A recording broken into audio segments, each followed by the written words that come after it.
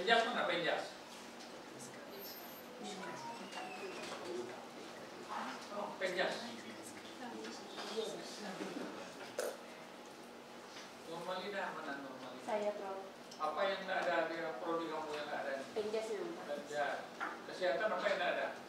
Juga keperawatan Pak, tapi ini dari tambah. Panggil. Kalau Bapak ada semua ya? Saya. Jangan kemudian yang lain juga. Teknik. Ada semua Pak. Ada semua. Ada berapa ya? Hukum ini. Hukum. Ini hukum karya sastra. Ya, apa lagi? Agama.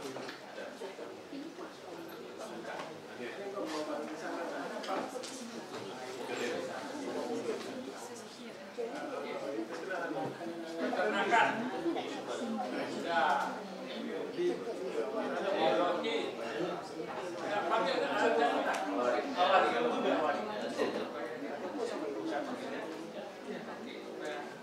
Ini Bapak terbatas waktu ini.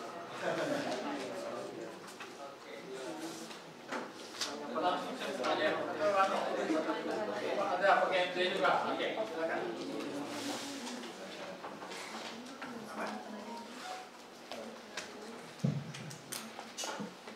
Bismillahirrahmanirrahim. Assalamualaikum warahmatullahi wabarakatuh. Alhamdulillahirrahmanirrahim. Wassalatu wassalamu ala asyrofil anbiya'i wal mursalin wa ala alihi wa sahbihi wa sallam ajma'in amma ba'du. Pertama-tama dan yang paling utama mari kita panjatkan puji dan syukur kita kehadirat Allah Subhanahu wa taala yang mana berkat rahmat dan karunia beliau kita semua dapat berkumpul pada hari ini di kampus Universitas Pahlawan Tuanku Tanggusan dalam kegiatan seminar kewirausahaan dengan tema membangun ekosistem kewirausahaan di kampus, peran dosen dalam mendorong inovasi. Baik, tentunya yang kami hormati yang telah hadir pada pagi hari ini Bapak Rektor Universitas Pahlawan, dan yang kami hormati narasumber kita yang telah hadir pada pagi hari ini Bapak Sandi Arif SPD MSc PhD, dan yang kami hormati tentunya Wakil Rektor 1, Wakil Rektor 2, Ketua Lembaga, Kapusat, Ketua-Ketua Program Studi di lingkungan Universitas Pahlawan, Wakil Dekan dan Akademik, dan tentunya yang kami hormati Bapak Ibu dosen di lingkungan Universitas Pahlawan. Baiklah, untuk acara yang pertama, marilah kita dengarkan kata sambutan yang akan disampaikan oleh Rektor Universitas Pahlawan. Kepada Bapak, waktu dan tempat kami persilahkan.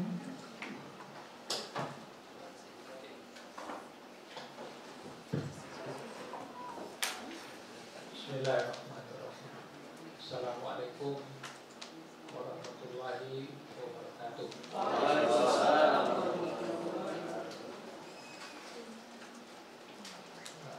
Yang kita hormati Bapak narasumber, Bapak Sandi Arif Wisnu, pimpinan mulai dari Wakil Rektor sampai ke Ketua Prodi. Harusnya ini Ketua Pusat juga diundang. Biasanya diundang. Ada ya? Diundang.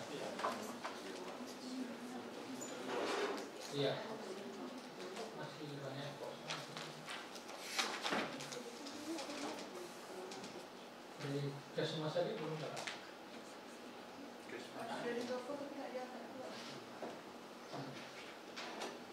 Pusat Muali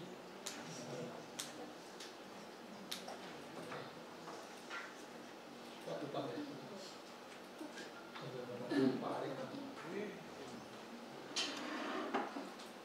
Jadi pusat-pusat kayaknya juga hadir. Ya. Pertama-tama tentu kita ucapkan selamat datang kepada Pak Sandi Arif di kampus kita ini. Ya, kalau kita bandingkan dengan kampus UNES, tentu kampus UNES jauh lebih besar. Saya sudah ke sana, ya, luas kampusnya dan juga hijau. Ya, saya sudah.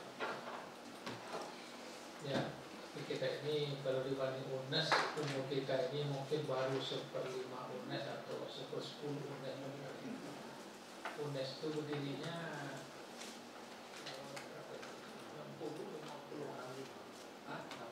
65 lagi ya.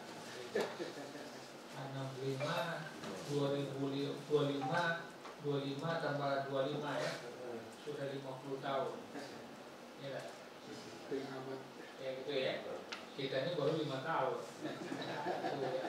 7 tahun ya, jadi umurnya 10 tahun apa, 10 gitu. Nah, itu bisa dibayangkan. Dan menurut informasi waktu saya ke UNY, menurut UNY berkata ex-ekip mana yang paling nomor 1 perkembangannya, yang paling besar.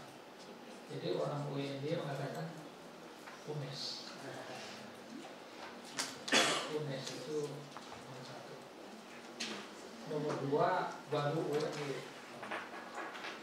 Nomor 3 UM ya. Malam ya. Ya, ya UM aja kan namanya. Sehingga yang keempat baru UPI.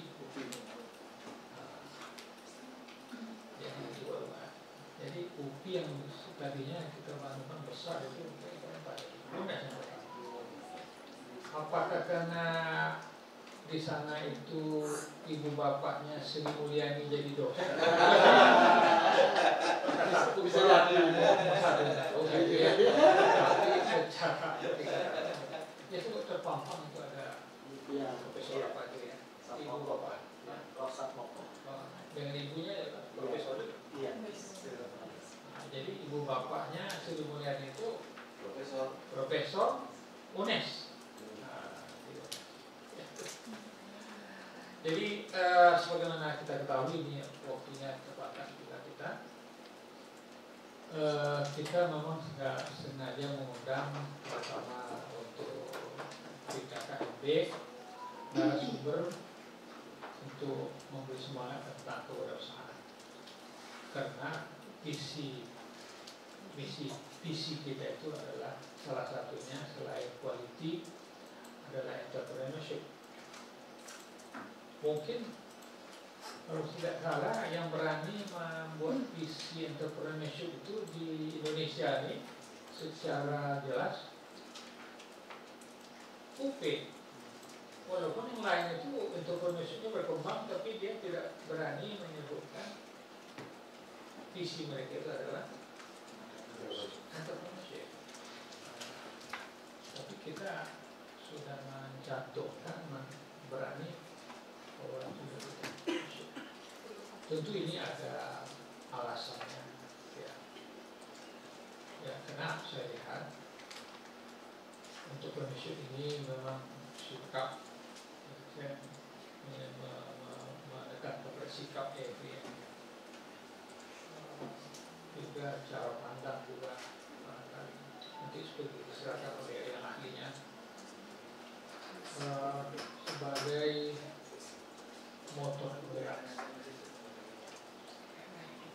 Ya, saya pernah di Belanda dengan Profesor Pak Dr. bilang betapa maju entrepreneurship di suatu negara, betapa maju negara itu. Nah, ini Profesor Doktor juga mengatakan iya. Itu pendapat saya. Ya, negara yang maju untuk entrepreneurship yang maju. Mengapa itu Singapura yang tidak punya sumber daya alam bisa berkembang, bisa dikenal, bisa mendatangkan uang, bisa survive, karena di sana pusat entrepreneurship. Negara kita ini tidak maju-majunya, dalam arti negara maju ya, develop. Sekarang kita ini masih dalam katanya itu negara yang terperangkap terus menerus, middle class trap, terperangkap, nggak bisa naiknya. Kalau bahasa lokal, data surga. Apa itu Nurul Malina? Supaya Pak Sandi Arif tahu. Mantap. Jadi lebih tahu mau daripada orang bahasa ini. Sebenarnya saya lagi buka ini. Mentok. Nggak bisa. Kenapa kita entrepreneurship kurang? Lebih lagi, tapi jangan sampai keluar ini ya. Aspek dokumen.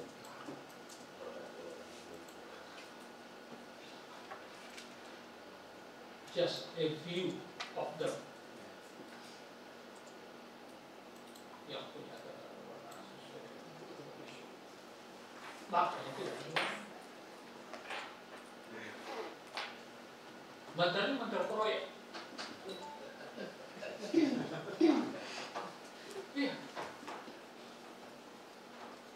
Kalau tidak ada itu bagian dia tidak akan dikerjakan.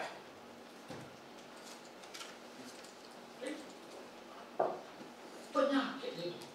Tak ada itu Indonesia emas tahun 45 itu. Kalau masalah ini berkaitan korupsi di situ juga. Korupsi itu lahir kenapa? Orang tidak entrepreneurship. Orang pakai sogok. Sogok itu bukan entrepreneurship. Itu anti-aneh, anti-pakai. Apa ya?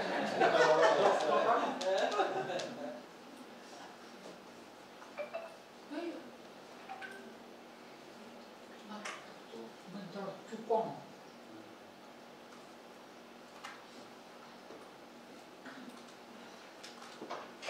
Mental broker. Saya ada sebab Pak Sandi. Kalau kita mental broker, cupong. Jadi oleh sebab itu Pak Sandi, sebelum kita memberi contoh mengajarkan kepada mahasiswa di tenaga pengajar ini harus dibimbing. Maka itulah arti pentingnya Pak. Ya. Arti pentingnya kita mau entrepreneurship mahasiswa nanti, tapi tidak dicontohkan oleh tenaga pendidik.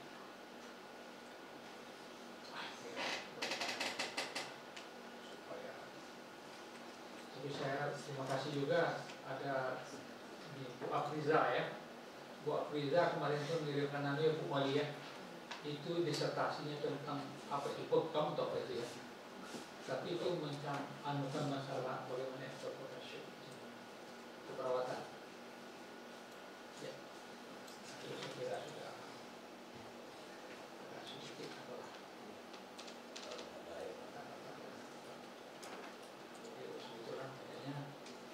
Kita merayakan penting masing-masing. Saya kira saya tidak perlu banyak banyak ya, karena saya hanya provokator cuma. Ya. Jadi oleh sebab itu saya kira Pak Sandi, silakan Pak Sandi seberapa bisa diantar ini ya. Tapi mohon maaf saya ada urusan lain tadi ya. Ya, silakan Pak Sandi. Ya, terima kasih Pak. Oke, ya, mari kita ikuti pertemuan ini dengan sebaik-baiknya.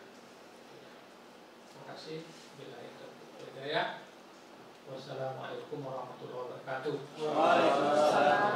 Ya, jadi nanti ini kita harapkan setelah ini nanti Wanda sudah ada pabrik rotinya.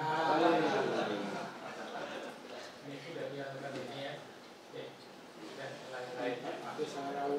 Ya, oh, jadi saya izin dulu ya. Setelah ini nggak akan nonton kulit pabrik. Enggak salah lagi. Ya. Dia selalu lawi. Salah buat. Iya. Tanpa salah buat attack. Pak, kita cari. Oke, baik. Bapak Ibu yang kami hormati, kita lanjutkan acaranya. Mari kita dengarkan bersama-sama penyampaian materi yang akan langsung disampaikan oleh narasumber kita kepada Bapak Sandi Arif. Waktu dan tempat kami persilakan.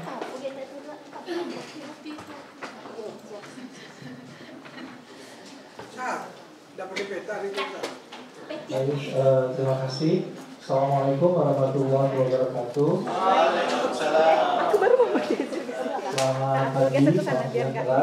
Yang saya hormati Ibu dan Bapak Wakil Rektor, yang saya hormati Ketua Lembaga, Ketua Pusat, para dekan, para Ketua Program Studi, pimpinan, dan Ibu Bapak dosen yang hadir di ruang ini. Alhamdulillah, puji syukur kehadirat Allah Subhanahu wa Ta'ala, kita semua bisa berkumpul di ruangan ini dalam keadaan sehat dan baik. Dan rasanya saya merasa terhormat diundang di Universitas Pahlawan Tuanku Tambusai ini, yang ternyata kampusnya itu luar biasa indah dan luas sekali. Tadi saya diajak jalan-jalan sama Pak Nurman keliling kebun raya, dan ternyata luar biasa ya, kampus dari IP ini. Jujur Bu Bapak yang saya hormati, saya baru kali pertama datang ke Riau, khususnya ke Kampar gitu, dan ternyata tadi mengisi PKKMB juga mahasiswanya luar biasa, sangat antusias. Banyak sekali pertanyaan-pertanyaan yang saya pikir mereka memiliki satu aras pikir dan juga rencana untuk menjadi pengusaha. Jadi saya pikir itu modal yang sangat kuat untuk UP. Baik, Ibu Bapak yang saya hormati, saya Sandi Arif dari UNES. Seperti yang tadi disampaikan oleh Prof. Amir, Pak Rektor, bahwa memang semangat kewirausahaan ini menjadi sangat penting ya, tidak hanya bagi UP tetapi juga bagi UNES. Ibu Bapak, saya niatkan sharing ini untuk berdiskusi bersama karena saya yakin Ibu Bapak sekalian itu sudah memiliki pengetahuan dan pengalaman begitu ya, yang mungkin saya juga nanti perlu banyak belajar dari Ibu Bapak sekalian terkait dengan saya memberikan judul paparan saya yaitu lecturepreneur gitu ya.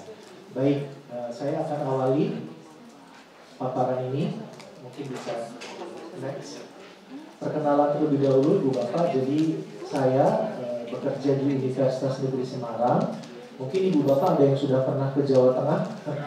Sudah ya? Oh baik. Kandang Banteng. Oh kemana Pak? Kandang Banteng kan? Oh iya. Oke baik. Ya, jadi di provinsi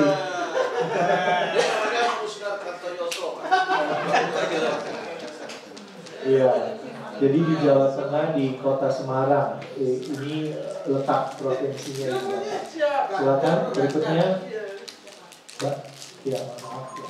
Jadi kami seperti yang tadi disampaikan oleh Prof. Amir bahwa memang universitas kami sangat progresif Ibu Bapak.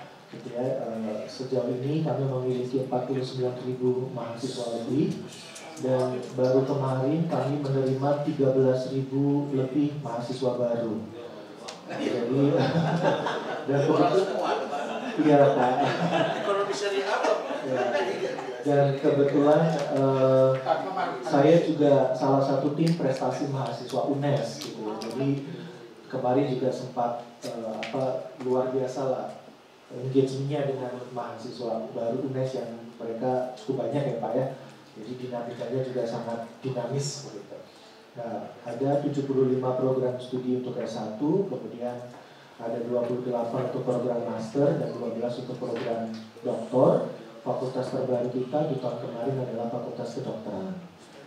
Jadi itu sekedar perkenalan singkat Ibu Bapak. Berikutnya, nah ini saya melihat karena saya juga melakukan riset gitu ya, Universitas Pahlawan Tuanku Tambusai ini memiliki dua area penting seperti yang tadi disampaikan oleh Prof. Amir, yaitu universitas yang berkualitas dan universitas yang memiliki jiwa kewirausahaan. Saya pikir apabila dua area penting ini difokuskan oleh UP akan menjadi universitas yang luar biasa ke depannya. Baik, Ibu Bapak yang saya hormati, jadi untuk memberi konteks, apa yang tadi disampaikan oleh Prof. Amir, Pak Rektor di kata sambutan, memang betul adanya. Jadi kalau kita bicara terkait dengan demografik ekonomi, apabila satu negara dianggap menjadi negara yang maju, maka salah satu indikatornya adalah terkait dengan jumlah rasio entrepreneur dengan total populasi. Jadi betul apa yang tadi disampaikan oleh Prof. Amir. Pada dasarnya bahwa apabila kita ingin menjadi negara maju, kita mungkin tidak terlalu jauh mengambil benchmark Amerika dan Inggris karena memang sudah liganya berbeda, ya. Tetapi dengan benchmark negara-negara ASEAN seperti Singapura, Malaysia, Thailand ini pun masih cukup tertinggal, ya, Ibu Bapak. Kisaran jumlah pengusaha atau entrepreneur dengan total populasi Indonesia yang berkisar 270 juta jiwa lebih, ini di kisaran 6% sekarang. Itu data di beberapa tahun yang lalu. Tetapi sekarang 6%, sedangkan idealnya apabila negara tersebut dianggap sebagai negara maju, maka memiliki total entrepreneur dengan total populasi di kisaran double digit atau minimal 10%. Singapura, Malaysia, Singapura sudah lebih dari 10%, kisaran 12%. Malaysia sudah 10%, dan Thailand juga sudah 10-11%. Nah, Indonesia masih di 6%. Oleh karena itu, berdasarkan peraturan Presiden di nomor 2 tahun 2022 terbaru, maka pemerintah melakukan inisiasi secara masif dan agresif untuk bisa meningkatkan jumlah entrepreneur dengan target di tahun 2024 ini, yaitu 1 juta entrepreneur yang baru. Nah, otomatis proyek besar ini menggandeng universitas, Ibu Bapak, nanti akan saya juga sampaikan proyek-proyek apa yang mungkin kita sebagai akademisi UP khususnya bisa bereksplorasi terkait dengan inisiasi kewirausahaan khususnya bagi dosen dan juga bagi mahasiswa. Berikutnya, Ibu Bapak, ini foto anak saya. Namanya Madina. Ini kelas 6 SD. Dia jualan stiker, Ibu Bapak. Ya, jadi jualan stiker di pasar Minggu. Dan ini Madina ini sekarang kelas 1 SMP baru saja, karena dulu SD kelas 6. Dari mulai kelas 5 Ibu Bapak setelah pulang dari Australia, karena saya mengajak istri dan anak saya sekolah di Australia untuk S3. Setelah pulang di SED Al-Azhar, kemudian kita biasa kalau minggu jalan-jalan di sekitar kompleks gitu ya Ibu ya. Dan ternyata ada pasar Minggu gitu. Terus Madina berceletuk gitu ya. Ya, Madina boleh jualan enggak gitu. Langsung respon saya sangat mendukung ya. Walaupun ibunya memang sempat khawatir gitu ya. Kayaknya kok kasihan anak kecil jualan di pinggir jalan gitu ya. Kesannya takutnya barangkali ada orang yang menganggap seperti apa dan seperti apa gitu kan. Namanya ibu-ibu biasanya begitu ya. Ya kasihan gitu, nanti dikira kita tidak bisa mencukupi gitu. Ya. Nah, tapi ternyata anaknya sangat tekad Pak ya, memiliki tekad yang gigih gitu. Itu yang sisi kiri dari saya ketika jualan pertama kali. Saya abadikan momen ini. Saya pikir saya sangat bangga dan bahkan saya posting di Facebook saya. Saya tidak merasa malu sama sekali, justru malah saya semakin bangga karena saya pikir paling tidak dia sudah punya mental untuk tidak jaim atau tidak gengsi. Itu saya pikir mental yang sangat kuat gitu ya Ibu Bapak. Dan kemudian itu setelah 6 bulan jualan sudah lumayan pokoknya sudah ada meja dan lain sebagainya. Pada dasarnya Ibu Bapak, saya hanya ingin mendukung anak saya khususnya bahwa dia punya jiwa wirausaha gitu ya, dan kemudian punya mental yang kuat, tidak jaim, menghargai pekerjaan apapun itu, yang penting halal dan barokah, dan kemudian dia tahu bagaimana caranya mencari uang dan ternyata tidak mudah. Saya sangat senang juga dia bisa membiayai field trip kelas 6 SD ke Bandung dengan uang dia sendiri, bahkan mentraktir teman-temannya dengan hasil jeripaya dia jualan. Bahkan tabungannya sekarang lebih banyak daripada ayahnya. Ya, sekarang SMP kelas 1 saya bilang mau jualan lagi enggak, nanti nunggu dulu gitu ya. Maksudnya nunggu dulu, mungkin dia melihat pangsa pasar dan sebagainya gitu. Oke, baik. Berikutnya, jadi ada judul saya tadi kalau Ibu Bapak lihat, judulnya adalah lecturerpreneur. Sebetulnya istilah lecturerpreneur ini berasal dari teacherpreneur. Ya, ini next, Bu, maaf. Ada dari satu buku punyanya Prof. Barnett Berry dan kawan-kawan. Ini yang mengajarkan bahwa kita sebagai sivitas akademika biasanya kan kita merasa terhalang bahwa kita tidak bisa jadi pengusaha, ya kan? Tetapi ternyata ada satu pergerakan yang menyarankan kita supaya kita keluar dari zona nyaman. Dan ternyata sinyal itu ditangkap oleh pemerintah. Ibu Bapak mungkin bisa mencermati dan memaknai di salah satu IKU atau indikator kinerja universitas, itu salah satu indikatornya adalah dosen yang berkegiatan di kampus, di luar kampus. Ya, nah, dosen berkegiatan di luar kampus itu maknanya sangat luas gitu ya Bapak ya. Nanti kita akan coba diskusikan lebih lanjut. Nah, ini saya kutip secara langsung dari Pak Barnett Berry yang di situ menyebutkan bahwa kita tidak hanya sebagai sivitas akademika, tetapi kita juga punya ruang untuk bisa menjadi pelatih, menjadi mentor, menjadi organizer community gitu ya, menjadi peneliti kebijakan, menjadi inventor, menjadi businessman, dan seterusnya. Memang kalau kita memaknai arti dari lecturer planner secara harafiah, kita itu menganggap bahwa dosen itu ya memiliki bisnis dan bisnisnya tangible. Misalkan ada yang punya bisnis, tadi sepertinya ibu siapa saya kurang menangkap namanya kuliner ya, toko Wanda, Toko kue. Sukses, toko kue ya. Kemudian ada juga mungkin yang bisnis apa begitu ya Bapak Ibu ya, ya kuliner gitu ya, sepatu, baju mungkin ibu-ibu gitu ya dan seterusnya. Ini Bu Ipat, Pak. Siapa Pak? Bu Padiatur Rahmi. Bu Pada jualan. Lontong. Oh, wah, mantap ini. Ya, baik. Nah, tetapi sebetulnya yang dimaksud oleh Barnett Berry dan pemerintah itu tidak hanya bisnis secara fisik, gitu ya, tetapi bisnis intelektualitas. Apa itu yang dimaksud dengan bisnis intelektualitas? Next, ini Bapak. Maaf Ibu. Ini saya sedikit cerita personal journey setelah saya pulang. Kalau bicara bisnis secara harafiah, secara tangible, gitu ya, secara konvensional. Setelah pulang dari Australia, alhamdulillah saya bisa menabung sedikit demi sedikit gitu ya. Saya selain studi doktoral, saya juga sebagai asisten dosen, saya sebagai asisten peneliti, dan istri saya sebagai cleaner, tukang bersih-bersih gitu ya, Bu Bapak ya. Dan tukang bersih-bersih di sana itu 1 jam itu $30 karena saya di Sydney. Jadi $30 itu 300.000 1 jam. 1 jam. Kali 24 jam. Kalikan saja berapa jam? 24 jam ya Pak. Ya, ya tidak juga lah Pak. Iya. Ya, tapi pekerjaannya lebih ringan karena semuanya dengan teknologi yang canggih. Mencuci piring ada dishwasher gitu ya, dan ada vakum ngepelnya gitu, jadi lebih ringan. Nah, alhamdulillah setelah mengumpulkan uang, saya coba bisnis di kos-kosan gitu ya Pak ya. Saya beri nama Kos Sydney ini sebagai simbol hasil kerja keras,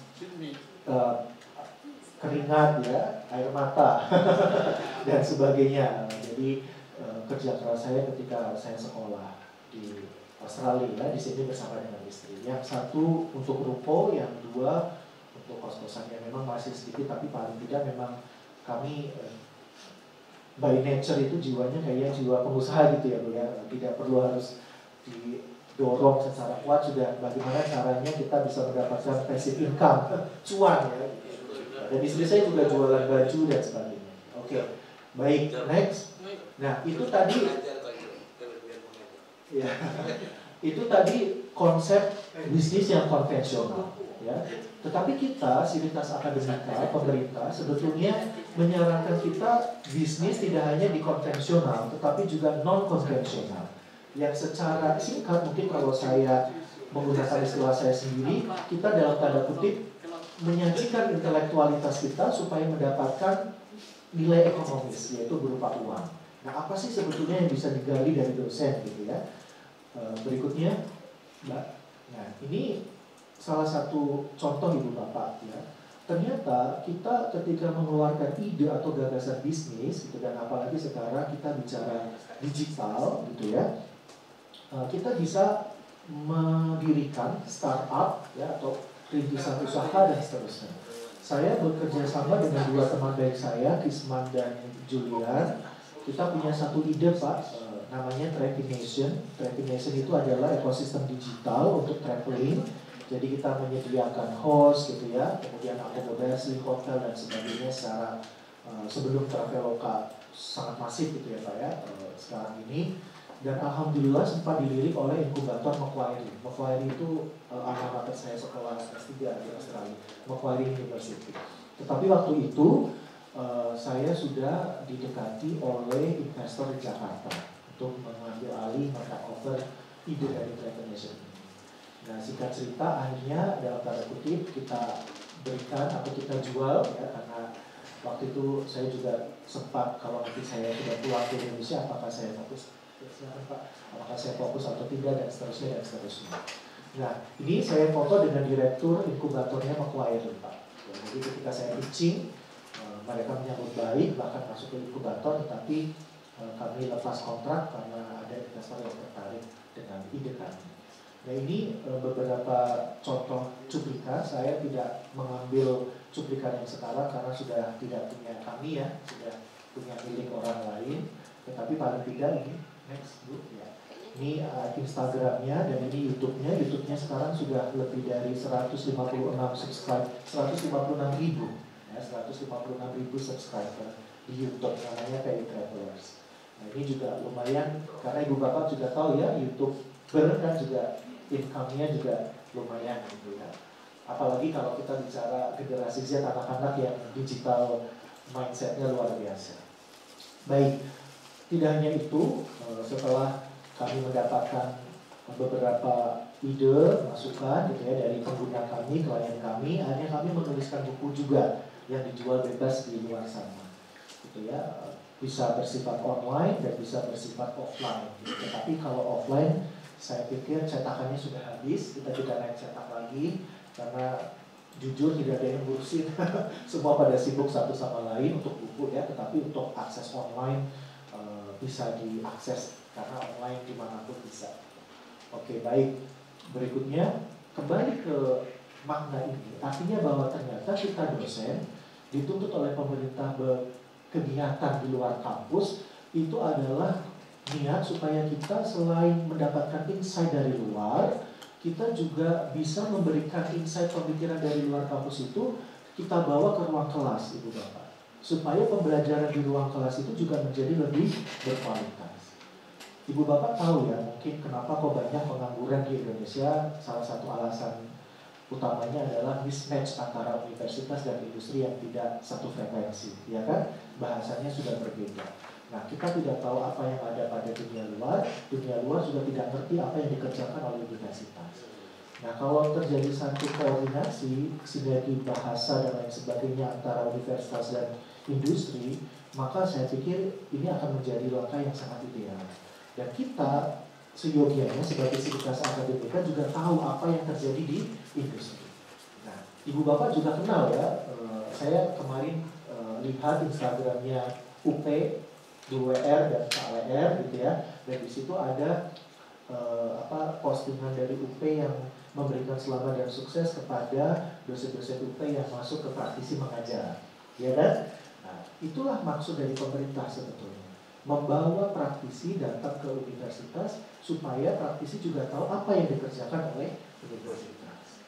Dan kita sebagai dosen dituntut untuk keluar supaya tahu juga di luar itu seperti apa. Nah harapannya ketika kembali kita ke ruang kelas, maka saya bisa bicara secara balance, secara seimbang antara teoritis dan juga antara praktis. Jadi tidak hanya ngomongin soal teoritis, apalagi kalau kita dihadapkan pada generasi Z yang mereka tidak mau lagi bicara teoritis terlalu dalam, tetapi lebih pragmatis pemikirannya. Apa sih yang bisa saya lakukan dan apa yang bisa saya dapatkan? Nah, itu biasanya dari sisi praktisi akan jauh lebih tajam.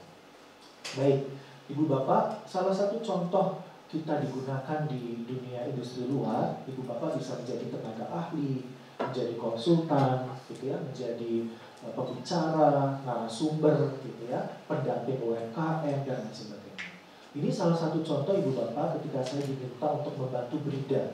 BRIDA itu Badan Riset Inovasi Daerah Provinsi Jawa Tengah untuk salah satu project saya diminta untuk menjadi tenaga ahli di sana.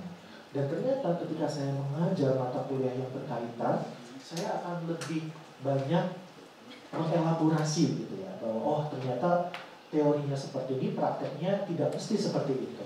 Ada perbedaan antara teori dan praktek. Nah, oleh karena itu saya merasa oh iya ya, ini masuk akal gitu. Jadi yang diterima oleh mahasiswa itu akan jauh lebih terkini dan lebih bermanfaat. Baik. Berikutnya, nah ini terkait dengan DRTPM. Ibu Bapak yang saya hormati, banyak sekali Ibu Bapak penelitian-penelitian gitu ya, yang Ibu Bapak bisa eksplor. Silakan Ibu Bapak, saya pikir ini menjadi hal yang baik karena kalau kita melakukan penelitian juga kita mengasah ide kita dan nanti luarannya pun akan bermanfaat di luar kelas. Next. Nah, ini narasumber, oleh karena itu kemarin ketika koordinasi dengan Pak Nurman, karena besok saya harus mengisi di Monash University. Di Monash University ini kita punya ini ya Pak ya, punya cabang di Indonesia ya. Mungkin Ibu Bapak sudah tahu. Ini juga tantangan ini Pak, ini tidak hanya bagi PTNBH, termasuk juga PTS ya, bahwa kita sekarang kompetisinya tidak hanya dengan universitas nasional, maksudnya domestik, tetapi juga universitas luar negeri yang beroperasi di Indonesia. Monash University, Lancaster katanya akan buka di IKN, UCL juga akan buka di IKN dan seterusnya. Artinya bagaimana kita menerapkan strategi ya. Nah ini menjadi pembicara juga menjadi salah satu bentuk tadi dalam tanda kutip melayani intelektualitas kepada luar. Dan ketika kita menjadi narasumber pembicara, otomatis kita juga belajar banyak. Seperti ini saya yakin saya akan mendapatkan banyak insight, masukan dari Ibu Bapak yang nanti ketika saya di ruang kelas akan saya juga bisa share dengan mahasiswa saya. Oke, baik, next. Nah, sekarang Ibu Bapak, saya sebagai konsultan di salah satu lembaga konsultasi di Australia, namanya ARC Australia Pty Ltd. Nah, saya mendampingi klien, beberapa klien, mungkin sebut saja dua, satu dari Indonesia adalah PT Angkasa Pura, dan yang kedua CDIC atau Canada Deposit Insurance Corporation. Ketika saya melayani klien, ternyata apa yang saya tahu dan saya ajarkan di sisi teoritis itu tidak mutlak sama dengan di praktisi. Nah, saya kebetulan mengajar di program master itu cross cultural understanding atau pemahaman lintas budaya. Nah, dengan saya memiliki klien internasional, saya belajar banyak budaya yang ternyata saya dapatkan secara langsung, tidak hanya dari textbook. Nah, inilah maksud dari dosen dituntut untuk beraktivitas atau berkegiatan di luar kampus.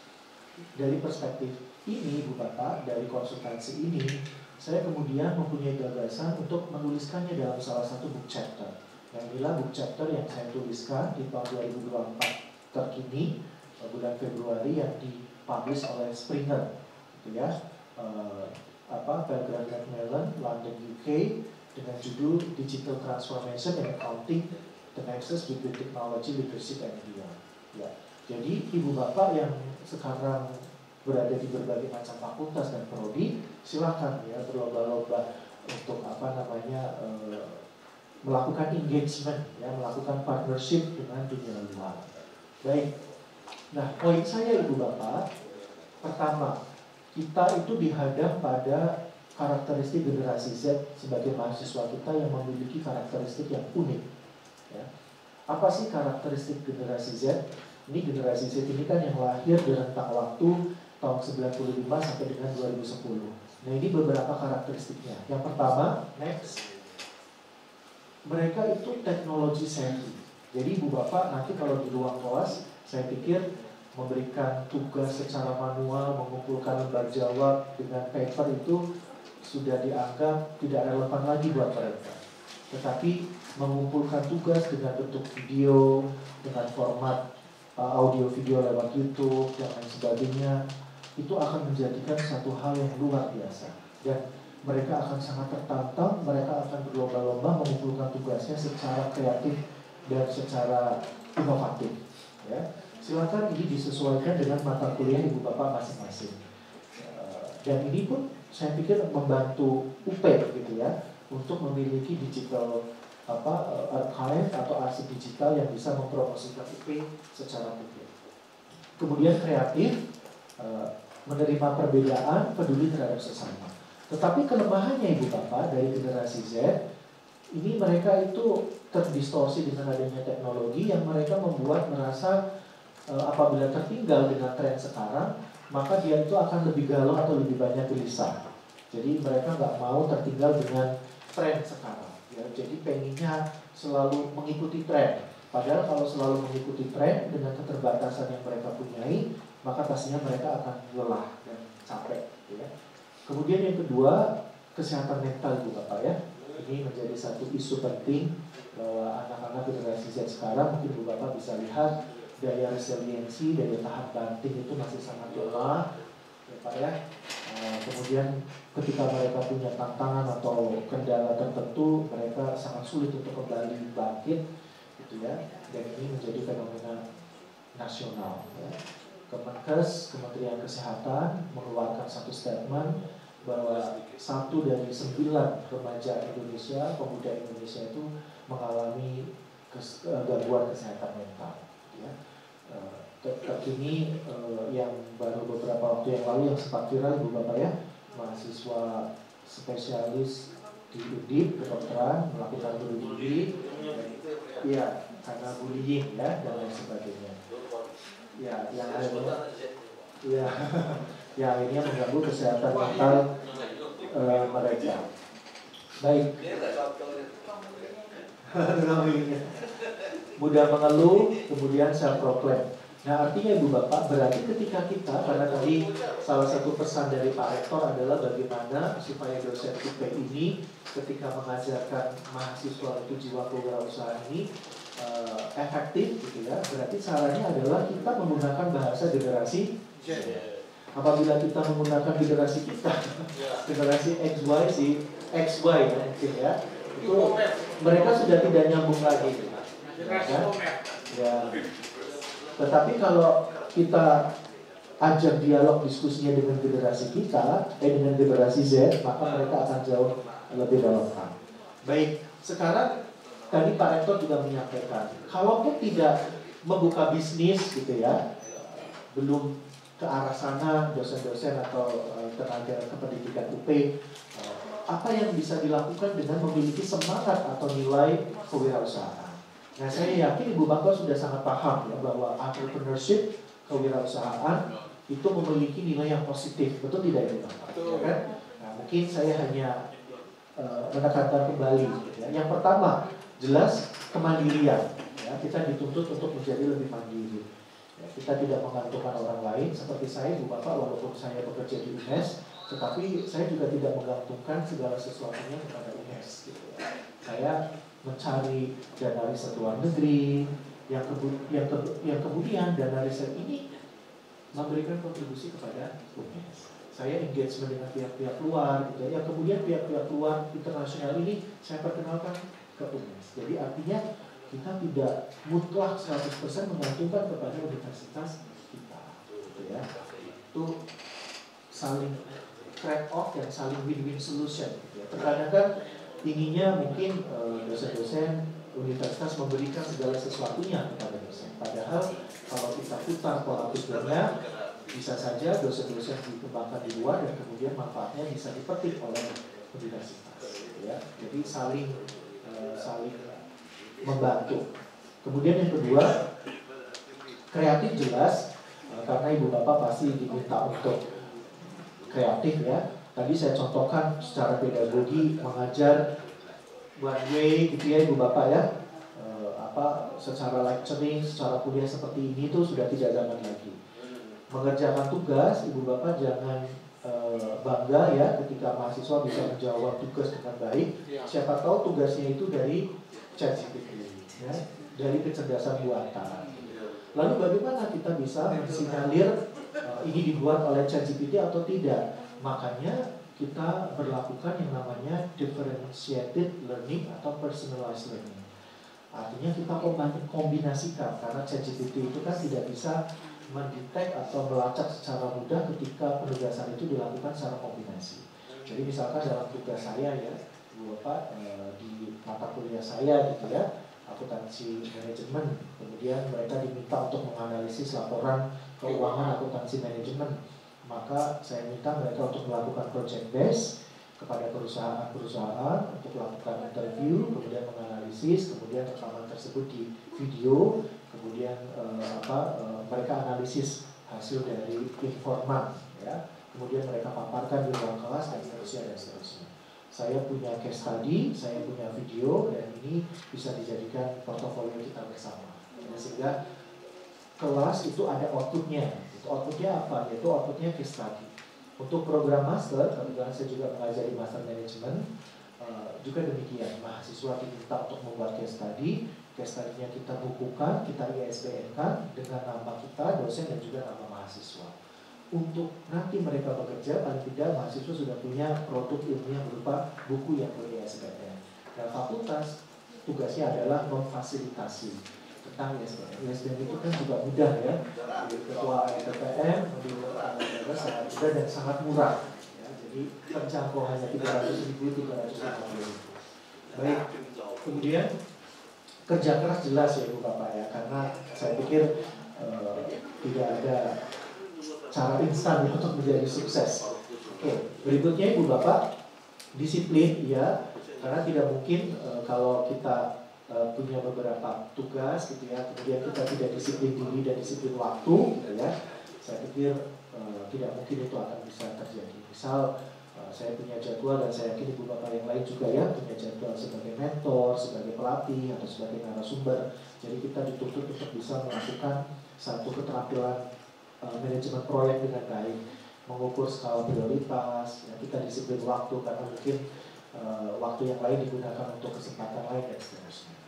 Berikutnya Ibu Bapak, inovatif jelas. Ini menjadi hal yang sangat penting. Kenapa? Karena kita dituntut untuk inovatif. Sekarang kalau kita lihat dari sisi UP, user pun sekarang menuntut UP untuk inovatif, ya kan?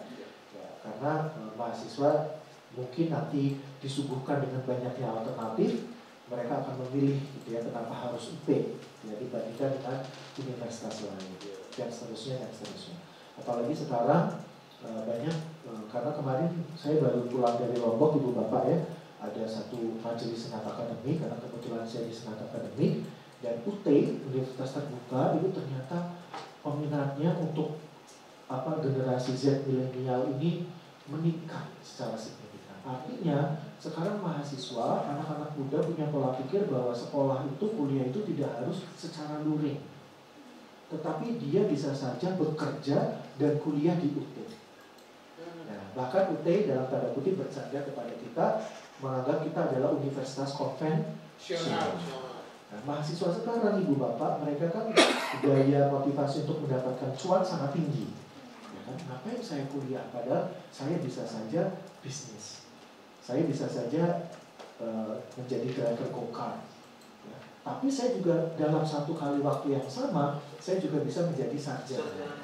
Bahkan kuliah S2 di dalam negeri, di luar negeri juga mengakui UT. Karena UT menjadi salah satu PTNBH. Nah ini jadi UT luar biasa sekali dengan strategi digitalisasinya. Bahkan kita sepertinya universitas konvensional belajar dari UT ya. Bagaimana caranya nih supaya tren generasi Z sekarang yang mereka memilih digital, segala sesuatunya dilakukan digital ini bisa kita raih juga. Baik, ini terkait dengan daya inovasi. Tanggung jawab jelas Ibu Bapak, walaupun Ibu Bapak mungkin nanti atau yang sekarang ini sudah berkegiatan di luar kampus, tetap bertanggung jawab gitu ya, karena jelas kalau tidak sesuai dengan aturan dari UP atau dari UNES, pasti kita kena tegur ya. Kalau rapat prodi wajib hadir dan sebagainya. Kalau takutnya keasikan ya Bu ya, keasikan beraktivitas di luar kampus, kebetulan dan kemudian afiliasi utamanya justru malah terabaikan. Ini juga saya pikir tidak betul ya, tidak baik. Oke, berani mengambil risiko Ibu Bapak, saya pikir ini sangat penting karena segala sesuatunya dalam hidup pasti dilekatkan dengan risiko. Tidak ada sesuatu di dunia ini yang tanpa risiko karena didasarkan pada pilihan. Jadi bagaimana kita bisa memilih risiko dengan baik dan terukur, itulah yang bisa kita dapatkan dari nilai atau semangat berwirausaha. Next, kepemimpinan. Ini menjadi hal yang sangat penting, ya. Ini slide terakhir saya, Ibu Bapak. Nanti kita berdiskusi. Kepemimpinan itu, walaupun kita belum punya bisnis yang tangible seperti Bu Wanda ya, punya toko bisnis roti ya Bu ya, dan luar biasa ini, atau kita sebagai tenaga ahli, konsultan, pendamping, kita kan pastinya akan dilatih ya, bagaimana kita bisa memimpin diri kita dan bagaimana kita bisa memimpin tim kita. Seperti saya, Ibu Bapak, dan mungkin Ibu Bapak juga pasti di sini melakukan ketika penelitian pasti mengajak mahasiswa kan, atau paling tidak teman kerja ya, sejawat. Nah ini kan bagaimana kita mengelola, memanage dan memimpin mereka dalam satu tim. Besar kecilnya tim itu tidak masalah, yang penting kita memimpin dengan baik dan dengan efektif. Baik, itu Ibu Bapak. Next, sepertinya ini slide terakhir, maaf. Ini saya dapatkan di materi konsultasi saya ketika saya di Australia, ketika saya mendampingi klien. Jadi Ibu Bapak ini kalau boleh melihat slide ya, atau salin dia ini, Ibu Bapak di level berapa nih kalau bekerja? Apakah Ibu Bapak berada di level 1 hanya patuh? Ya, karena patuh takut kalau misalkan Pak Rektor tadi nggak absen gitu ya. Kemudian, jadi Ibu Bapak level bekerjanya mengabdinya itu di level berapa? Kalau tadi misalkan Pak Rektor nggak absen, Ibu Bapak mungkin nggak di sini gitu, itu kan berarti atau di bawah level 1-nya. Atau bawah level 1. Di level 2 yang memang rajin, artinya kalau Pak Rektor nggak absen, Ibu Bapak ya tetap datang aja karena rajin gitu ya, gitu ya. Atau di level 3 expertise ya, sudah sudah memang ahli, pakar gitu ya. Jadi bekerjanya sudah sesuai kompetensinya sendiri. Atau level 4, Ibu Bapak tidak diminta untuk melakukan sesuatu, tapi kalau itu bermanfaat dan baik, Ibu Bapak lakukan untuk kepentingan lembaga dan diri. Itu artinya Ibu Bapak sebagai inisiator. Ya. Contohnya, ini contohnya ya Ibu Bapak ya. Contohnya saya ketika bekerja dengan Art Australia, saya mendapatkan satu narasumber.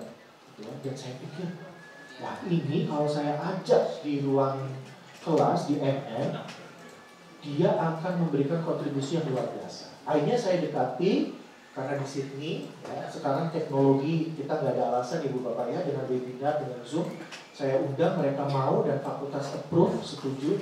Ya ini artinya inisiasi gitu ya dari saya untuk memberikan insight kepada mahasiswa MM dengan adanya narasumber yang luar biasa ini, karena dari praktisi internasional. Dan akhirnya ditindaklanjuti dengan MOU gitu ya, dengan IA, Implementation of Agreement, yang bisa meningkatkan IQ ya, indikator ketercapaian universitas. Dia memberi dampak yang positif. Itu level 4. Kreatif ya silakan. Atau passion. Kalau passion ini kita luar biasa ya. Mau tidak mau, kalau memang itu sudah passionnya, dikerjakan dengan sangat terbaik ya, very best. Gak cuma best ya, tapi very best ya. Memberikan yang sangat terbaik yang bisa dilakukan. Itu artinya sudah by passion. Nah seharusnya Ibu Bapak, saya pernah berdiskusi dengan salah satu profesor gitu ya di Macquarie. Guru yang baik itu guru yang pinter atau guru yang punya passion yang baik, passion yang tinggi. Ternyata jawaban beliau adalah guru yang passionnya tinggi. Karena kalau dia pinter tapi dia nggak punya passion untuk ngajar, untuk meneliti, itu juga kurang optimal. Tetapi kalau dia biasa-biasa saja, tapi dia punya passion yang tinggi, panggilan jiwa gitu ya, maka dia itu akan mencari cara bagaimana dia bisa meningkatkan kompetensinya dengan ikut pelatihan, dengan workshop, dengan webinar. Dan sekarang masalah biaya dengan adanya Zoom itu sudah tidak lagi menjadi alasan, karena banyak webinar dan training yang dilakukan secara online dan secara gratis. Oke, baik. Ya, terakhir. Ya. Yang sebentar lagi Pak ya. Oh ya, silakan. Ya Pak Musnar. Di level berapa kita? Level 6 dong. Ya, baik. Kita passion kita situ. Oke, baik. Ya, terima kasih Bu Bapak. Itu slide terakhir saya. Ya, silakan nanti apabila ada pertanyaan atau ada saran atau masukan, kita diskusi saja ya. Karena saya yakin Ibu Bapak ini sudah punya pengetahuan dan pengalaman yang luar biasa yang mungkin saya rasanya juga ingin belajar gitu ya dari Ibu Bapak sekalian. Terima kasih, saya akhiri sesi paparan dan kemudian nanti dilanjutkan sesi tanya jawab. Assalamualaikum warahmatullahi wabarakatuh. Baik, terima kasih atas materi yang telah disampaikan oleh Pak Sandi Arief. Mungkin kita buka sesi diskusi buat Bapak Ibu, ada yang ingin disampaikan atau yang ingin dibahas bersama. Oke, Pak Musa, mungkin ada yang ingin ditanyakan Bapak? Aku bertanya. Mau sharing-sharing apa? Silakan Bapak Ibu. Iya, cuman tadi Pak mau izin, kalau Singapura itu sekitar 10% dari jumlah penduduknya berwirausaha, ya sebenarnya lebih, kalau menurut saya Indonesia masih lebih hebat gitu, walaupun hanya 6%. Lebih banyak jumlah kita gitu loh. 6% dari 250 juta itu lebih banyak lagi kita sebenarnya gitu kan. Apakah boleh seperti itu pemikirannya itu? Itu kan selaras dengan total populasinya ya Pak. Jadi tidak ngefek sebetulnya Pak, besar kecilnya populasi karena kan sebanding dengan total populasi. Jadi kalau dia total populasinya kecil kan persentasenya akan kecil ya. Berarti kan dengan Singapura yang dengan total populasi kecil tapi sudah double digit 11%, berarti itu kan luar biasa. Berarti mayoritas wirausaha mereka itu memang sudah next level. Ini Pak, dulu kan zaman dulu masih ingat kita ya. Nggak ingat saya. Zaman dulu kalau kita kuliah itu dosennya itu kasih kita diktat, dibayar uang diktatnya kan. Apakah itu sudah termasuk kewirausahaan? Dan kalau itu kita buat sekarang boleh enggak gitu loh? Ini kan bagian dari bisnis. Iya enggak? Kita kan buat buku nih sekarang nih, ada buku kita sebagai syarat untuk bisa lolos sister BKD BLKD kan, lektor itu kan syarat khususnya salah satunya buku gitu. Kalau itu kita perjualbelikan dengan mahasiswa, boleh enggak kayak gitu Pak? Iya, sebetulnya Pak Mus ya, Pak Musna ya, ya. Pertanyaannya menarik ya Pak ya. Jadi yang pertama saya sangat appreciate Pak, menghargai Bapak punya satu pemikiran untuk menjadikan ide tersebut dituliskan dalam satu buku. Itu sudah luar biasa ya Pak ya, karya ide yang perlu dihargai. Tetapi yang mungkin kita sebagai sivitas akademika harus menjunjung tinggi integritas akademik, yaitu pada ini Pak, dalam tanda kutip pemaksaan kepada mahasiswa. Kalau di UNES Pak, kami tidak diperbolehkan untuk memaksa mahasiswa membeli buku. Tidak paksa Pak.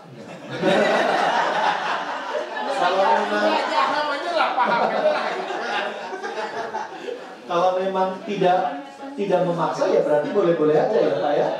Boleh-boleh aja. Ya. Nggak bisa ipat gitu. Karena definisi ini Pak, definisi manipulatif dari KPK, karena ini definisinya sangat luas, yaitu ada pemaksaan dari wewenang yang lebih tinggi ke wewenang yang lebih rendah. Nah, ini kan dosen ketika ngomong, oh ya buku saya begini, kesannya kan mahasiswa wajib untuk membeli. Tetapi kalau Bapak disclaimer, tidak wajib beli, sukarela silakan, kalau mau beli silakan, kalau tidak juga tidak masalah. Saya pikir itu baik-baik saja, ya, tidak ada masalah. Ya. Begitupun sama ya, saya pikir dosen-dosen yang mempublikasikan bukunya di penerbit luar juga demikian. Yang kedua, kenapa? Karena sekarang sumber belajar itu kan tidak hanya dari buku ya Pak ya. Mahasiswa bisa belajar dari podcast, dari YouTube gitu ya. Jadi itu hal yang menurut saya perlu dipertimbangkan Pak. Mungkin Pak, ini saya malah jadi terpikir ya ide. Mungkin saya tidak tahu apakah UP ini sudah punya podcast atau tidak gitu ya. Karena saya pikir podcast itu satu, sangat minim dana karena hanya membutuhkan kamera atau laptop gitu ya dan narasumber, tetapi efek reputasinya itu luar biasa. Ya, ditampilkan di YouTube UP gitu ya, kemudian kan banyak nih Pak pakar-pakar ya. Dalam tanda kutip juga kita bisa mempromosikan kepakaran ibu bapak dosen. Mungkin kan iya juga betul Pak, mempromosikan kampus kita. Mungkin kan saya tidak tahu kalau di Kabupaten Kampar sudah paham UP gitu ya, tetapi tidak tahu oh ternyata UP itu memiliki pakar di bidang ya, di bidang gizi. Siapa di bidang gizi? Siapa tahu nanti dari pemerintah Kabupaten Kampar ingin mengajak kerjasama terkait dengan proyek. Nah, itu bisa ditampilkan. Oh, sudah ada ya Pak podcastnya? Ah, Pernah? Oh. kau dia pernah diundang podcast kau? Karena generasi apa? Bukan. Generasi X. Bisa Pak, jangan khawatir. Dia mau nanya itu kan Pak. Iya. Nah, itu juga Nah, bisa. Iya. sudah. Oh, Boleh ya?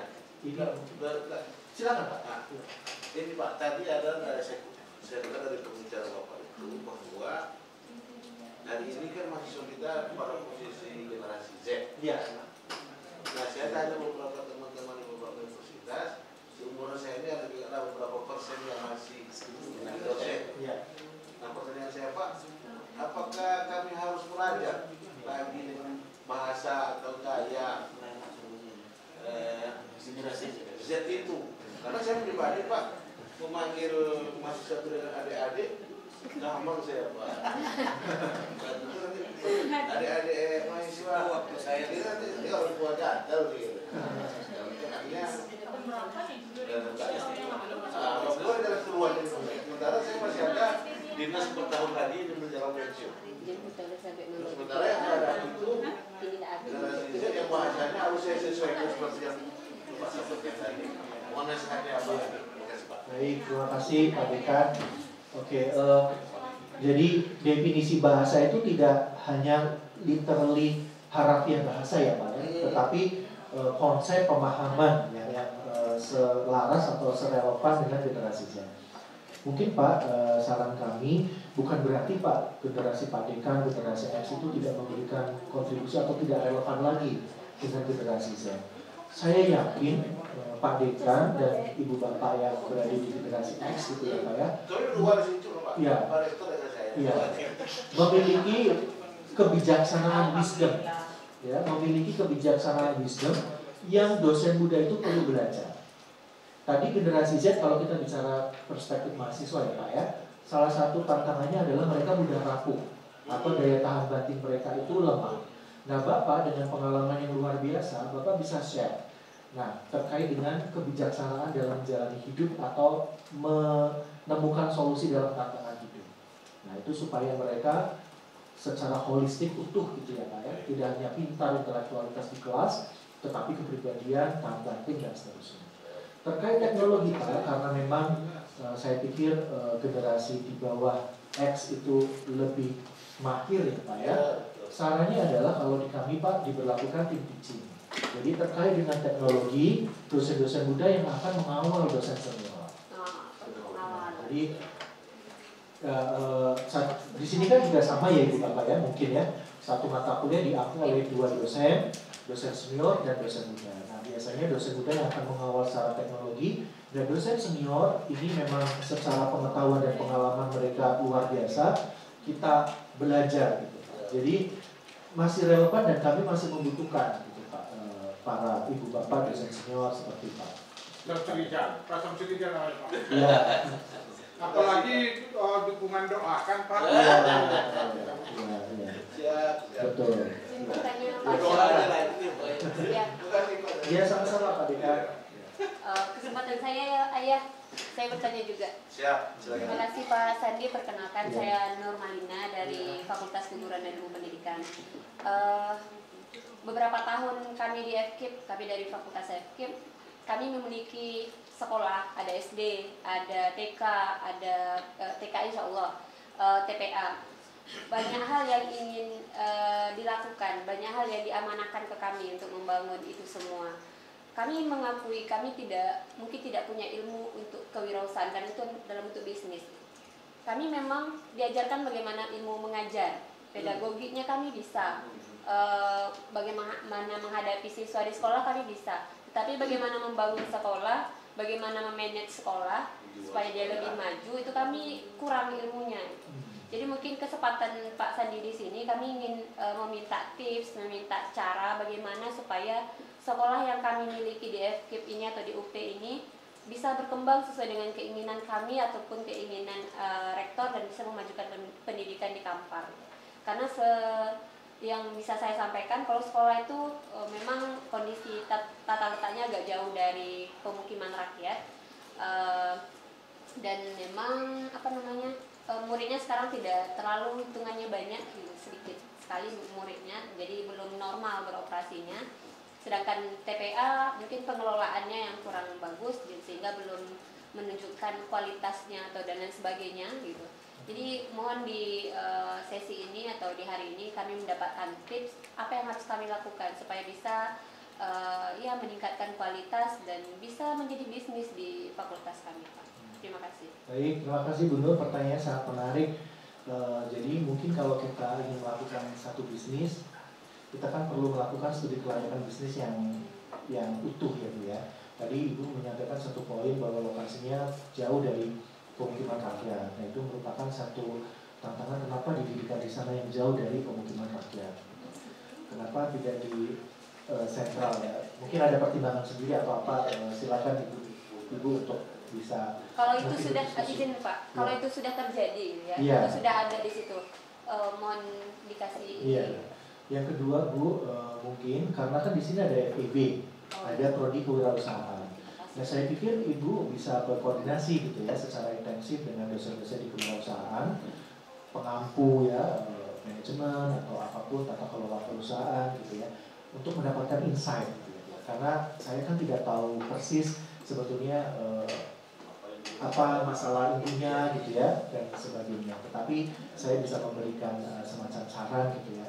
Gunakan satu colloquial conversation atau satu diskusi kolegial, dan kebetulan FEB juga punya sumber daya ya Bu ya, artinya SDM gitu yang mumpuni. Silakan Ibu untuk berkoordinasi. Kemudian yang ketiga Bu, memang kalau kita bicara sekolah itu dibutuhkan satu ilmu marketing yang luar biasa gitu ya, karena apalagi kalau segmennya adalah tadi TK dan SD ya Bu ya.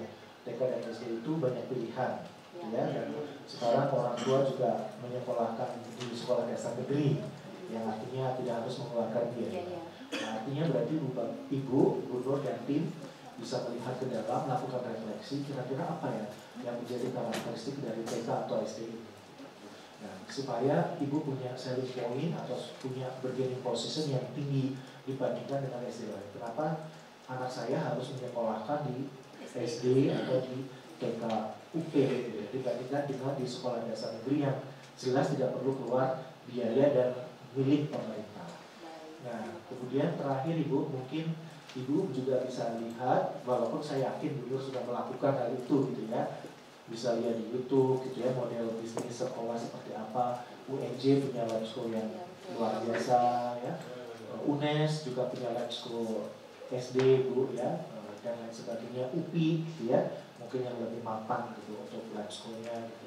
Nah silakan itu seperti apa, dan tidak perlu merasa sungkan apabila mungkin Ibu bisa berkomunikasi gitu ya via email atau apapun dengan para pakar yang ada di sana, karena terkadang kita merasa sungkan gitu ya Bu ya. Tapi ternyata karena saya pernah kejadian seperti itu, perlu email nggak ya? Ternyata saya coba email dan beliau membalas dengan sangat luar biasa. Siapa tahu tanggapannya baik, ya siapa tahu nanti ada pakar yang bisa membantu Ibu gitu, secara dalam tanda kutip gratis gitu ya Bu ya. Memberikan insight seperti apa. Tapi langkah yang paling mudah dilakukan saat ini karena sekolahnya sudah berdiri adalah bisa bekerja sama dengan FEB, dengan dosen-dosen FEB, dalam tanda kutip menantang gitu ya dosen FEB. Ini ada seperti ini kondisi situasinya, kami FKIP dibantu bagaimana untuk bisa mengembangkan model bisnis TK dan SD kami. Terima kasih Pak Sandi. Terima kasih Bu. Langsung dijawab. Baik. Silakan Pak Nurman. Terima kasih. Assalamualaikum warahmatullahi wabarakatuh.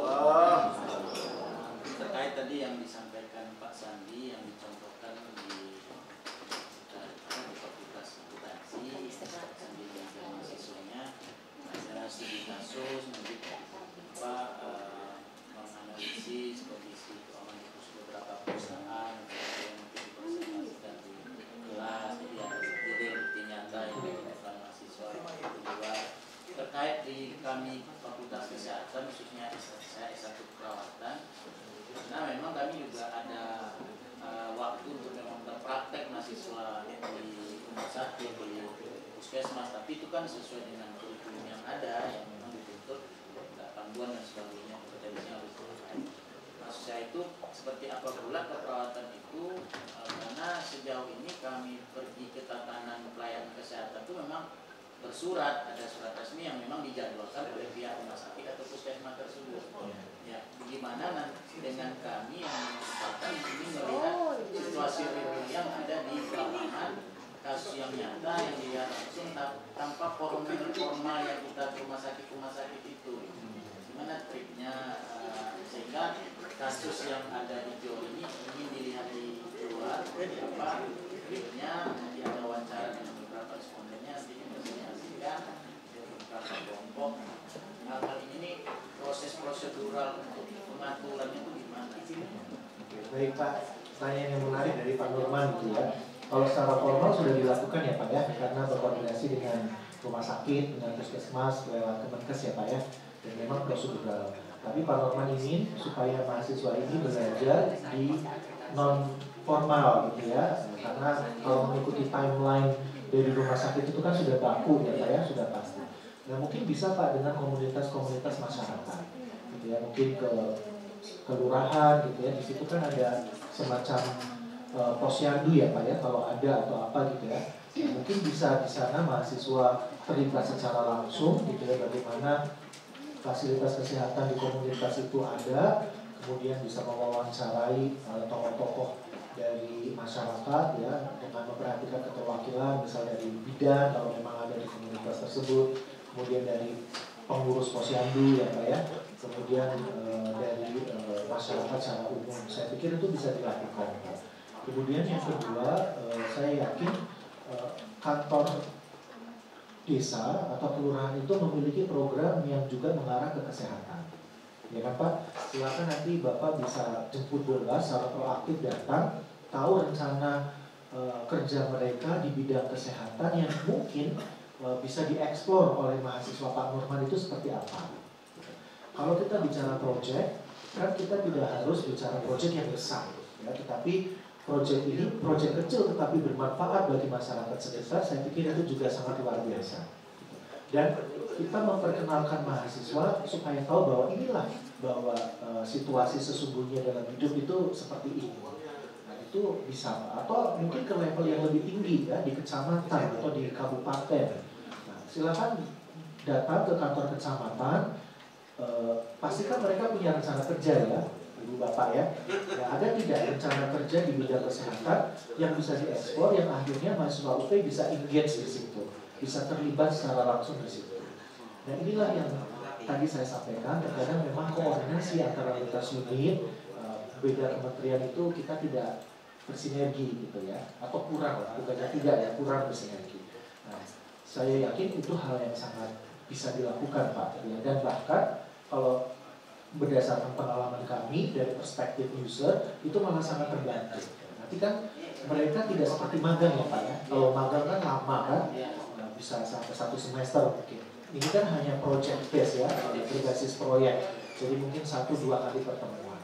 Dan kecamatan pun atau kabupaten pun kalau menangkap baik ini akan justru malah membantu mereka Pak, karena rencana kerja mereka berarti kan dibantu oleh akan mereka nanti akan minta laporan ya, atau mungkin minta dokumentasi dan menjadi capaian kinerja mereka juga.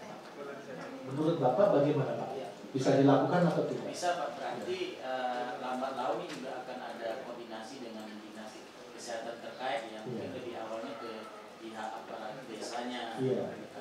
Nanti akhirnya setelah melihat proses dan berjalan dengan baik, mungkin dari pihak dinasnya menangkap ini hal yang baik, mungkin langsung. Iya, betul Pak. Memang yang pertama yang dilakukan harus melakukan koordinasi intensi antar lembaga ya Pak ya.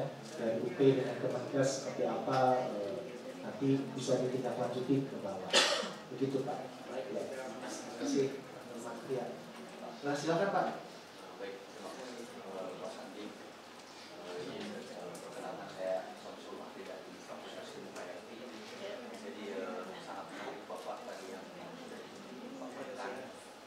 Sebenarnya kami bahwasannya memiliki salah satu PR terbesar yang diberikan oleh pimpinan adalah bagaimana mensutir akademik ini terkait kampus kita dengan cara setidaknya mahasiswa itu bisa ada stay atau kunci kampus kita. Nah sejauh ini memang mungkin kalau kita bandingkan dengan INES sudah pasti saya rasa tidak ada masalah karena mahasiswa yang masuk di sana sudah pasti kan ada beberapa lewat seleksi. Kami juga mengadakan seperti itu, akan tetapi karena mungkin kita berada di wilayah daerah atmosfer yang daerah provinsi Riau, setidaknya karakternya pasti berbeda tidak baik. Kami mungkin kiranya bisa ada tips dari dinas bagaimana kiranya mahasiswa kita sehingga mahasiswa yang ada di kampus misalnya kami ini bisa mereka lebih nyaman di kampus. Apa yang kiranya kita harus mereka di kampus supaya mahasiswa tetap ada di kampus. Kemudian dari sisi kewirausahaan karena kami juga di bagaimana menumbuhkan jiwa kewirausahaan ini di mahasiswa karena setahu ini mungkin saya rasa dosen-dosen kita ini sudah menumbuhkan hanya memang menumbuhkan mahasiswa ini agak sulit apalagi kita berada di Indonesia memang perkembangannya masih terus cepat mungkin ada trik. Baik, terima kasih Pak Samsul ya atas pertanyaan yang menarik. Jadi bagaimana caranya kita bisa menumbuhkan iklim ya Pak ya atau budaya akademik yang tinggi gitu ya dengan mahasiswa. Nah mungkin yang bisa dilakukan Pak, memang kalau menjawab secara ideal pasti kita akan memikirkan atau mempertimbangkan terkait infrastruktur ya Pak ya, supaya mahasiswa mau berkumpul gitu ya di ruang yang nyaman gitu ya di Selasar. Tapi saya pikir tadi saya ketika memberi materi di PKKMB di pendopo itu juga nyaman sebetulnya karena udaranya juga sejuk, banyak angin gitu ya. Jadi bisa digunakan kan ya Pak? Sudah nyaman ya menurut saya. Tidak ada alasan untuk tidak nyaman karena saya tadi juga merasa baik-baik saja gitu ya, tidak panas. Apalagi kalau dilakukan pagi atau mungkin sore hari ya Pak ya. Itu menurut saya akan jauh lebih aman.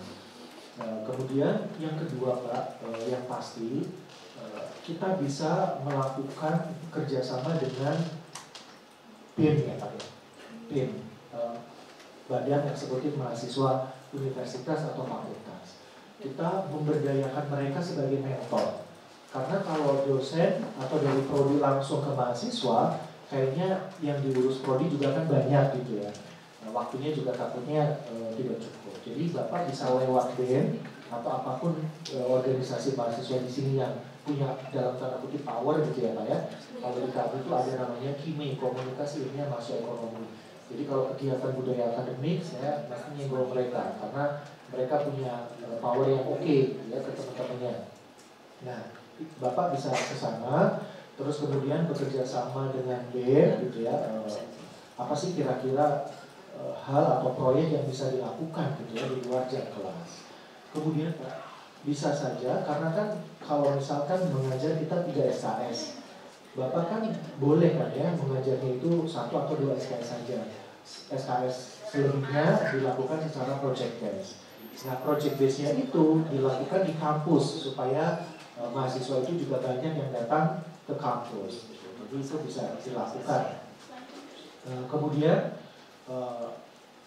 tadi dengan teman-teman gitu ya, dengan organisasi yang keempat dibuat semacam apa ya Pak, jadwal konsultasi atau jadwal pembimbingan secara bersama atau kolektif. Misal Pak Samsul mengajar apa Pak di ilmu hayati, biologi. Nah, rumpun ilmu biologi ini kan terbagi dalam mata kuliah berbagai jenis ya Pak ya. Ada saya kurang tahu karena saya tidak paham, ya, tidak ahli di situ ada biologi apa. Nah, dikumpulkan dalam satu tim. Jadi ada 3 atau 4 dosen. Nah kita sertakan terus mungkin 1 bulan sekali mahasiswa duduk bersama gitu ya, atau berkumpul bersama, berdiskusi bersama, yang kita membahas satu diskusi yang lintas rumpun atau lintas disiplin. Ya supaya mahasiswanya nanti banyak gitu ya. Oh dan mereka juga tahu bahwa sekarang Pak, kan kalau kita bicara keterampilan hidup era 21 atau 21, kita kan bicaranya ke interdisiplin ya Pak ya, ke transversal skills. Artinya kita memahami bahwa ilmu kita tidak bisa berdiri sendiri, tetapi ilmu kita didukung oleh ilmu-ilmu yang lain. Jadi kalau dengan proyek bersama antara lintas mata kuliah dengan satu rumpun, maka dia akan paham di luar sana. Oh, ternyata ada satu masalah ini bisa dilihat dari berbagai sudut pandang yang relevan. Biologi A atau biologi apa ya Pak, saya tidak tahu. Tapi mereka tahu ya, ternyata saya juga membutuhkan ilmu lain untuk belajar. Dan mereka tahu bahwa ini dunia yang sebenarnya. Jadi hal-hal seperti itu Pak, dan nanti bisa Pak di mata kuliah, karena saya yakin ya terkait personalized learning, pembelajaran personalisasi, karena setiap mahasiswa itu punya talenta yang berbeda satu sama lain, karakteristik situasi dan kondisi yang berbeda. Misalkan ada yang hobi desain grafis, Bapak bisa minta tolong dibuatkan satu poster, karena mereka itu kan teknologi savvy ya, sangat melek dengan teknologi, di-share di Facebook atau di Instagram Prodi. Misalkan Rabuan, gitu ya, diskusi apa gitu. Itu saya pikir mahasiswa juga akan sangat senang. Mudah-mudahan itu bisa dilakukan dan bermanfaat.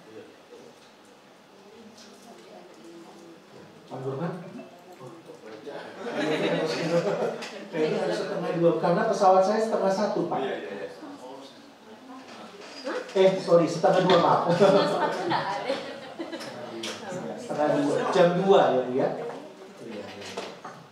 Jadi gimana Mas Fahmi? Sudah nunggu Pak Roman? Karena Pak Roman bilang 1:30 ya.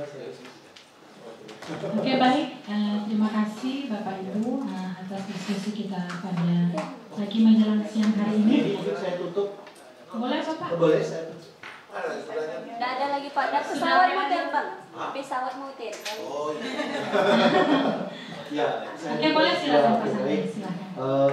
Terima kasih yang saya hormati Ibu Wakil Rektor, Bapak Wakil Rektor, para pimpinan universitas dan prodi yang tidak bisa saya sebutkan satu persatu. Ada para dekan, ada ketua lembaga, ketua pusat, pimpinan prodi ya, dan Ibu Bapak dosen.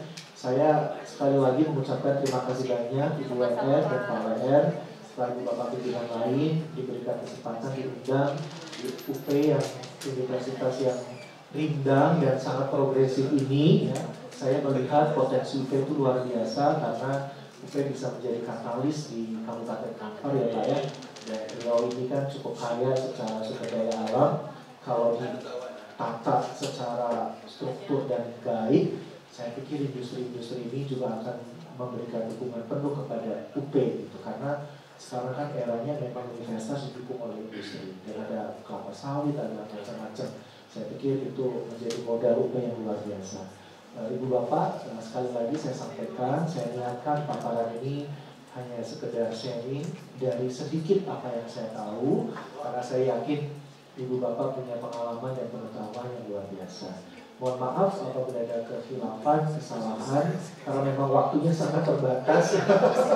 Saya mikirnya oke 2 sesi mungkin 2 hari, tapi ternyata 1 hari dipadatkan gitu ya. Jadi mohon maaf dan saya tunggu Ibu Bapak di UNES ya. Silakan kalau nanti ke UNES, Pak Nurman sudah punya nomor HP saya. Jadi kalau Ibu Bapak ke Semarang silakan bisa japri, kita bisa ngopi sambil makan tahu gimbal bersama. Ya, terima kasih dari saya akhiri. Assalamualaikum warahmatullahi wabarakatuh. Baik, sebelum saya tutup mungkin Bapak Ibu bisa scan barcode dulu ini untuk link absen kita pada siang hari ini. Bisa di-scan dulu. Bapak Ibu yang belum silakan.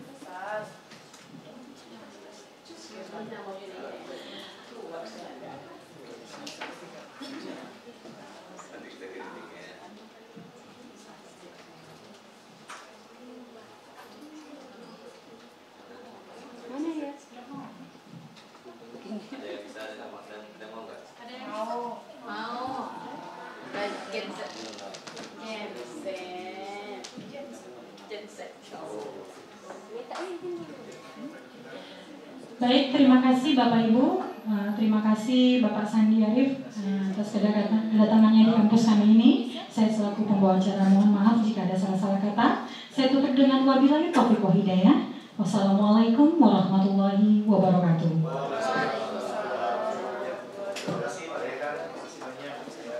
Sama-sama.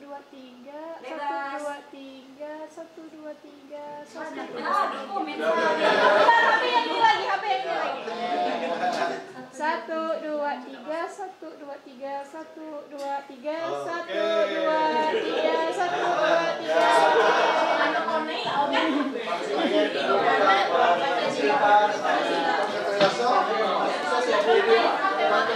3.